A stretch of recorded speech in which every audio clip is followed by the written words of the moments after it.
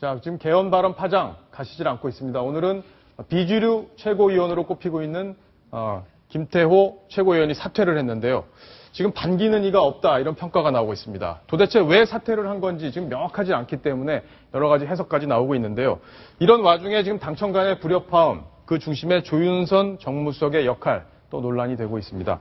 어떤 이야기인지 지금부터 하나 둘 자세히 풀어보겠습니다. 먼저 이남 팀장. 네. 오늘 사퇴한 이야기 사실 되게 깜짝 놀랐어요. 아니, 뜬금이 없었습니다. 예. 이게 갑자기 왜 오늘 사퇴할 일도 없는데 왜 사퇴를 선택했냐. 기자들 사이에서도 해석이 분분했는데요. 김태호 최고위원이 이제 최고위 석상에서 공개적으로 자신의 사퇴 의사를 밝혔습니다. 경제 활성화 법안 처리도 못하고 있고 개헌까지 해야 되는데 국회가 제 역할을 못하고 있다. 반성하는 차원에서 제가 최고위원직을 물러나겠다 이렇게 얘기를 했는데 이게 김태호 최고위원이 책임져야 될 문제인가 이렇게 설왕설래가 이어졌고요. 오늘 참 뜬금없다 이런 반응들이 많았습니다. 예, 저도 오전에 그 사퇴 의사가 밝힌 다음에 사실 제가 뭐 평소에 알고 지내는 의원이기 때문에 전화를 한번 해봤어요. 근데 전화기가 꺼져 있더라고요. 오늘 뭐 기자들 취재 열기도 뜨거웠는데요. 김무성 대표도 미리 보고받지도 못했고 아무리 말려도 지금 사퇴 뜻 꺾지 않겠다 이렇게도 의사를 표시를 했다고 합니다. 예, 본인이 직접 밝힌 사퇴의 변 뭐였는지 직접 들어보시겠습니다. 또 대통령께서도 기회가 있을 때마다 국회를 향해서 경제 활성화 법안만 좀 제발 좀 통과시켜달라. 시기가 있다. 지금이 바로 골든 타임이다라고 애절하게 말씀해 왔습니다.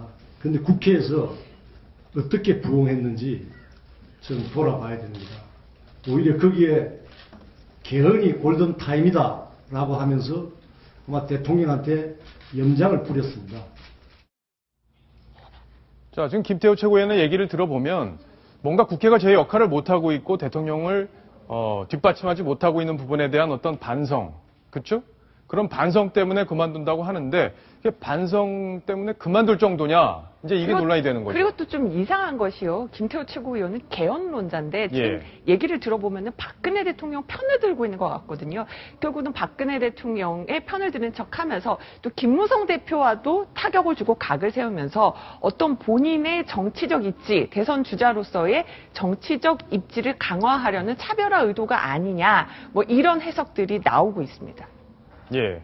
원래 그렇잖아요. 누군가 어떤 사퇴 카드를 딱 던졌을 때는 다른 사람들이 그래서 사퇴하는구나 라는 게 공감이 딱 돼야 되는데 저 부분에서 좀 공감이 약한 게 아닌가 싶은 생각이 듭니다. 박서원 논설위원 어떻게 보셨어요?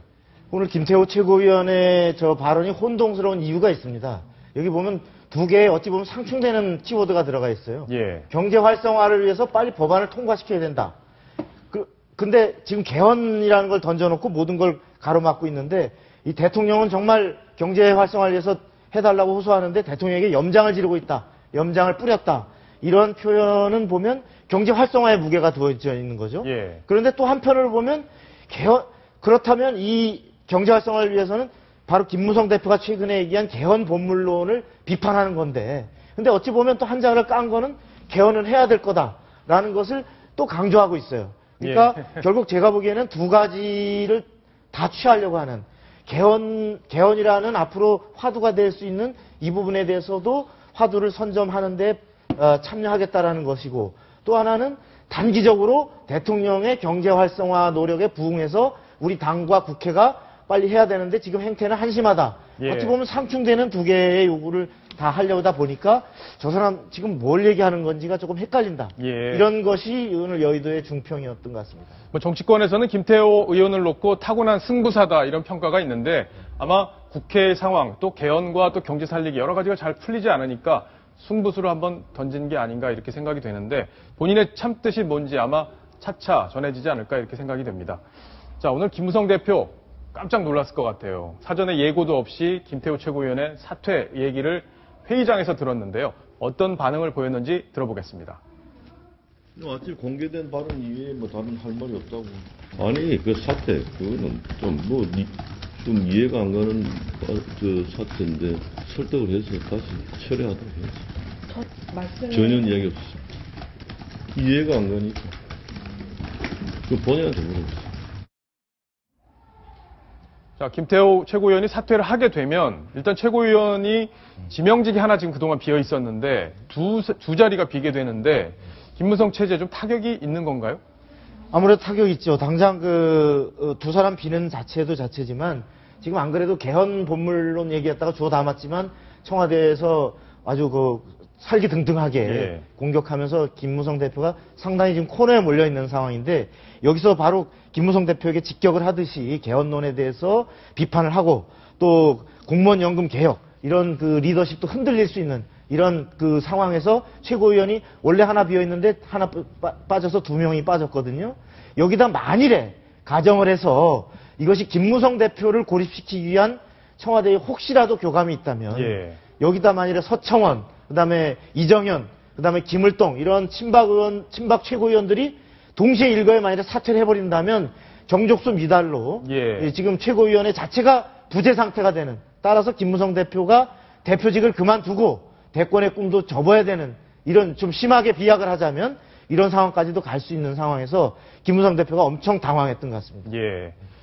이번에 개헌 발언으로 이런 일들이 다 벌어진 건데 개헌 발언 또 공무원 연금 개혁 문제 지금 당과 청와대 간에 굉장히 불협화음이 많은 것 같습니다. 바로 소통에 문제가 있다 이런 지적이 나오고 있는데 김무성 대표가 어제 바로 이 소통의 문제, 청와대의 소통의 문제를 직접 거론했습니다. 뭐라고 얘기했는지 먼저 듣고 이야기 나누겠습니다. 아쉽게도 저한테 또 저뿐만 아니라 우리 새로운 당 지도부에 이 중요한 문제에 대해서 히스토리를 이야기하고 이렇게 중요한 문제이기 때문에 정권적 차원에서 꼭 이것은 성사시켜야 되는 문제다라고 아무도 나한테 이야기해 준 사람이 없었어요. 그건 푹 잘못된 일이다라고 난 생각을 하고 있고. 자, 공무원 연금 개혁에 대해서 아무도 나한테 와서 얘기해 주는 사람이 없다. 바로 청와대를 겨냥한 거죠. 어떻습니까?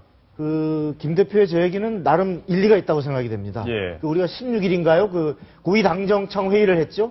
그러니까 당 대표, 국무총리, 그다음에 청와대 김기춘 비서실장이 모여서 현안, 특히 그 중에서도 공무원 연금 개혁을 반드시 관철해야 된다. 이런 걸 얘기했는데 이 부분에 대한 시기와 관련해서 정부가 이 부분을 얼마나 절박하게 느끼는지 대통령이 연내에 처리했으면 좋겠다라고 하는 부분에 대해서 명확하게 그 시기에 대해서 당의 의지를 전달하지 않은 채 하다 보니까 김무성 대표로서는 야당도 설득해야죠. 또 이거에 저항하는 공무원 노조의 저항을 과연 돌파해서 실질적으로 법안을 표결을 할 수 있을 것인가를 고민하다 보니까 시기 문제에 대해서는 다소 신축성을 두는 예. 이러다 보니까 당과 청와대가 뭔가 일치하지 않는다라는 것에서 지금 김무성 대표가 상당한 불만을 예. 토로하는 것 같습니다. 자, 여기 지금 화면에 저희가 당청 간의 소통 어떤 상태인지 한번 짚어보기 위해서 준비를 해봤습니다. 점수는 저희가 50점으로 평가했습니다. 자, 어떤 문제가 있는지 지금부터 짚어볼 텐데요. 자, 박성훈 논설위원. 네네. 지금 제일 중요한 게 이 두 사람 간의 소통일 텐데, 네. 김기춘, 김무성. 네. 지금 소통이 전혀 안 되고 있다는 평가가 나오고 있어요. 이거 네. 왜 그런 건가요? 무엇보다도 바로 김기춘 비서실장이 모시는 박근혜 대통령과 김무성 대표의 소통 문제가 바로 김기춘 실장과의 불통 문제로 나타나는 것 같습니다. 예. 아시다시피 당에서는 사실 김무성 대표는 7.14 전당대회에서 대표 선출된 이후에 청와대와의 정례적인 대통령과의 정례적인 회동을 희망했었습니다. 근데 정례적인 회동은커녕 사실상 현안과 관련해서 제대로 된 회동이 이루어진 적이 한 번도 없습니다. 예. 이런 상황에서 김기춘 실장은 바로 김무성 대표를 국정의 파트너로 생각하는 것 같지 않다. 예. 청와대가 제멋대로 일을 처리하고 당에는 사후적으로 법안 두드리라는 역할만 맡기고 있다. 이것이 김무성 대표의 불만인 것 같습니다. 예. 자, 그럼 다른 분들과의 소통은 어떤지 한번 보겠습니다. 아마 소통의 축이 청와대에서는 김기춘 또 조윤선 정무수석일 테고요. 이쪽에서는 김무성 대표 또 이완구 원내대표, 친박의 중 핵심으로 분류가 되고 있죠. 김재원 원내수석 부대표. 그리고 야당과의 소통도 어떤지 짚어봐야 될 텐데요. 일단은 김기춘 비서실장과 이완구 대표 상당히 원활한 소통이 되고 있다. 이렇게 지금 정치권에서 평가가 나오고 있습니다. 또 조윤선 수석도 김재원 원내수석 부대표와 또 원활하게 소통을 하고 있다. 이런 평가가 지금 나오고 있는데 문제는 이 세모들입니다. 세모들. 자, 일단 조윤선 정무수석과 김무성 대표 이 소통이 어떻게 되고 있다고 평가를 해야 되나요? 조윤선 정무수석이 김무성 대표를 자주 찾아와서 예. 어떤 현안에 대해서 부탁을 하고 또 의견을 듣고 하는 그 역할을 하려고 나름 노력은 하고 있다고 합니다. 예. 근데 현실적으로 김무성 대표가 조윤선 수석을 과연 정무수석으로 대통령을 대신하는 존재로 인정하고 있느냐에 대해서 당 쪽에서는 굉장히 회의적인 시각들이 많습니다. 예. 지금 정무수석이, 지금 예를 들어서 당의 한 중진의 얘기를 인용을 한다면. 김무성 대표 측의 얘기네요. 네, 그렇습니다. 예, 김무성 예. 대표 측에 이제 시각이 당겼겠지만, 조윤선 수석이 김 대표를 찾아오기는 자주 오지만, 예. 결정권도 없는 사람과 무슨 예. 이야기를 하겠느냐, 하려면 김기춘 실장과 대화가 필요한데, 아까 말씀드린 이유로 여의치 않은 측면이 있다. 예. 이런 겁니다. 아니, 그래도 정무수석인데 예. 결정권이 없다는 게 무슨 얘기죠? 결국 결정권이라는 거는 정무수석이 과연 대통령을 얼마나 자주 만나서 밖에서 이런 얘기를 합니다라고 얘기를 전하고 또 교회에 따라서 이런 의견이 필요할 것 같습니다라는 걸 얘기할 수 있는 존재냐 아니냐는인데 현실적으로 지금 정무수석이 그 과거에 당에서 후보 때 대변인 하듯이 자주 보지 못하고 있다. 대통령과 만나서 이런 의견을 전달하지 못하고 있다. 이렇게 보기 때문에 당에서는 그 얘기를 실질적인 대화의 파트너로 생각하지 않는 것 같습니다. 예. 당에서는 조윤선 수석에 대해서 어떤 평가가 나오고 있나요? 이남희 팀장님 좀 설명해 주시죠. 당에서라고 말씀하시는 건 야당에서, 여당 먼저 여당부터 해주시고. 먼저 예. 소개를 해드리겠습니다. 새누리당 중진 의원 이런 얘기를 했어요. 예. 정치를 몰랐던 그 외교관 출신의 박준우 수석이나 예. 그다음에 초선 비례대표 출신 그리고 조윤선 수석이나 지금 박정원 앵커 뒷부분을 보이고 있습니다. 예. 정치 중심에서 복잡한 현안을 조율할 능력도 힘도 없는 건 마찬가지다. 예. 어떤 정부도 이런 사람들에게 정무수석 맡긴 적이 없다. 이렇게 좀 더 아주 강하게 비판을 이 얘기는 무슨 얘기인가요? 어떤 정부도 이런 사람들에게 그러니까 굉장히 정무수석을 맡긴 예를 적이 들어서 없다. 노무현 정부 한번 비교해 볼게요. 예. 정무수석 출신이 이제 그 유인태 의원 굉장히 예. 선수도 높고요. 그다음에 여야 아우르면서 굉장히 발이 넓은 유인태 의원을 첫 노무현 정부 때 정무수석으로 맡겼습니다. 예. 그렇게 중량감 있는 인사들 그리고 여야 폭넓게 발 넓은 인사들을 정무수석으로 역대 정부에서는 기용을 했었는데 이번 그 박근혜 정부의 정무수석의 어떤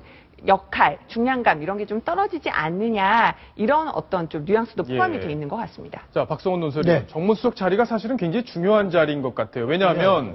청와대가 생각하고 있는 것을 여당과 야당을 오가면서 복잡하게 얽혀있는 것들을 풀어내는 역할이 지금 정무수석 역할인데 네. 왜 박근혜 정부에서는 좀 의외의 인선하고 네. 있는 건가요? 그것은 결국 정치를 어떻게 보느냐, 여의도를 어떻게 보느냐의 대통령의 시각의 문제와 관련이 있습니다. 예. 다시 말해서 정무수석은 대통령이 한 말을 가서 여의도에서 그대로 당대표나 여야 당대표나 의원들에게 전하는 막 이런 정도의 역할, 그리고 그쪽에서 대통령에게 전화를 하면 그 얘기를 그대로 와서 전하는 정도의 말하자면 메신저 정도로 생각하고 있는 게 박 대통령의 정무수석관인 것 같습니다. 예. 과거의 대통령들은 정무수석이 그게 아니고 실제로 대통령의 의중을 들어서 청와대에게 바라는 것들을 듣고 또 대통령에게 해야 될 얘기를 가감없이 와서 전달하면서 향후 전국 방안까지를 얘기해 주기를 정무수석에 주문을 했었습니다. 예. 근데 박 대통령은 지극히 실무적이고 어찌 보면 심부름꾼적인 메신저 역할만 부여하다 보니까 정무수석을 애초 인선 자체를 외교통인 박준호 수석이나 그랬죠. 지금 또 대변인 역할만 하는 이런 수석을 임명한 것이죠. 예. 자, 이 사진은 뭔가요? 이남희 팀장이 좀 설명을 해주시죠. 일단 저희가 많이 보도를 해드렸지만은 새누리당 김무성 대표 그리고 박근혜 대통령이 거의 비슷한 시기에 중국의 최고위 지도층을 만났습니다. 그런데요, 새누리당 예. 김무성 대표는 중국에 방문해서요 시진핑 주석을 만났습니다. 예, 최고 지도자죠. 바로 최고 지도자인 그 시진핑 주석을 14일 날 만났고요. 근데 한국의 최고 지도자인 박근혜 대통령은 16일에 밀라노에서 더 그거보다 급이 낮은, 그러니까 시진핑 예. 주석보다 급이 낮은 리커창 총리를 만나서 인사하는 모습을 볼 수가 있었습니다. 예. 만약 비슷하게 어떤 중국 지도자들과 만나는 그런 행사가 예정이 돼 있었다면 여당 지도부와 또 대통령 누구를 만날 것인지 사전 조율이 됐어야 됐는데 결국은 조윤선 정무수석이 이런 역할을 제대로 하지 못한 것 아니냐 하는 비판이 나오고 있습니다. 예. 자, 지금 뭐 KB 지주회사 회장 선임하는 문제를 놓고도 또 논란이 나온다고 그래요? 이제 KB 금융지주 회장 이제 공모에 선출을 했는데 네. 여기에 이제 최종 후보 중에 한 분이 올라왔습니다. 바로 하영구 시티은행장인데 조윤선 수석의 이력을 보면은요, 뭐 변호사 출신이기도 하지만은 시티은행 부행장 의혹도 역임을 한 바 있습니다. 결국 KB 금융지주 회장 선출하는데도 조윤선 수석이 뒤에서 좀 입김이 작용했던 것 아니냐 예. 이런 뒷말도 나오기도 했습니다. 아, 그럼 뭐 사실 여부와는 관계없이 논란이 네. 벌어지고 있다 이런 그렇습니다. 얘기죠? 예. 결국 안 됐으니까 입김 작용을 못한 거고. 예. 그런 논란 때문에 또 안 됐을 수도 있고요. 네. 여러 가지 뭐 변수가 있을 것 같습니다. 자, 궁금한 거 조윤선 수석이 항상 나올 때마다 거론되는 인물이 바로 나경원 의원인데 뭐 인생이 새옹지마라고 해서 두 분이 여러 가지 트랙을 다르게 가는 그런 일들이 좀 벌어지는 것 같아요. 나경원 의원은 오히려 요즘 또 차분하게 자신의 역할을 잘 하고 계신 것 같아요. 최근에 이제 보수혁신위에서 어떤 부위원장을 맡아서 특히나 어떤 출판 기념의 금지 관련돼서 좀 자신의 목소리를 내면서 차근차근 지금 자신의 행보를 이어나가고 있습니다. 예. 뭐 비주류가 지금 당에서는 여러 가지 주도권을 지금 잡고 있는 상황이기 때문에 나경원 의원의 어떤 입지 이런 것들이 좀 커질 가능성이 있습니까? 그렇게 보입니다. 일단은 뭐 김무성 대표도 어떤 비주류 주자로서 대표가 됐고요. 또 뭐 김문수 혁신위원장도 자신의 어떤 목소리를 내는 와중에 어떤 그 비박계 주자로서 나경원 의원이 조금 더 입지를 넓히지 않을까 이런 관측들이 당내에서도 많습니다. 예.